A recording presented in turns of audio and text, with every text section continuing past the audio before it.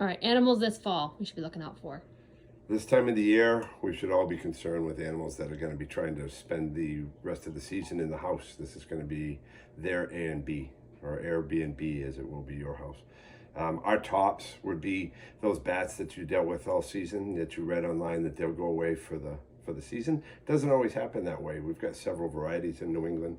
The two most common, even though they look alike, are different species: a little brown and a big brown bat. Big brown bats are much hardier. They stay longer, and if this isn't a seasonal home, they're probably gonna try to get in under the insulation, get in around a chimney or a heating source somewhere in the house, and they drop their heart rate down to about 1 beat per minute. They like to keep the temperature somewhere between 50 55 degrees. And through the course of the winter, you'll hear scratching in a certain area off and on, depending on if it's super cold or super warm, because they're trying to expand that area or contract that area to control the heat source. So you want to worry about getting the bats out now before it's too late. If there's bugs flying, we still got bats. If there's no bugs, they're going to start hibernating. Secondly, as the bats do leave, this is where the Airbnb comes in, because now the flying squirrels want to come in. They will start making nests up in your attic. They'll get through gable vents and roof line connections.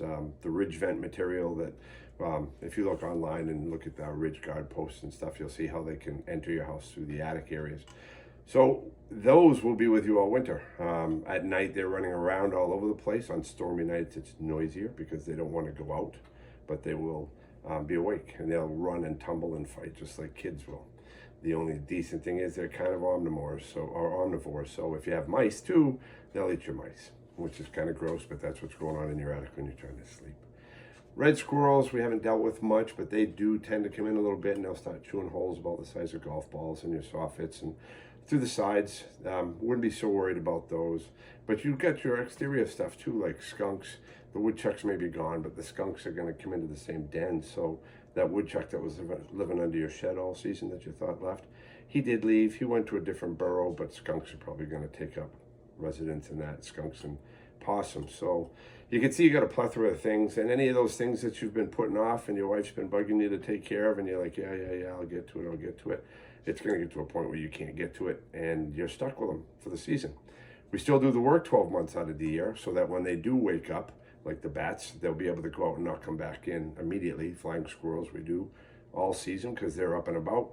Skunks will trap up through the winter, but it's better to take care of that now. So give us a buzz and we'll take care of that, or at least give you a free inspection and tell you what you should quit putting off.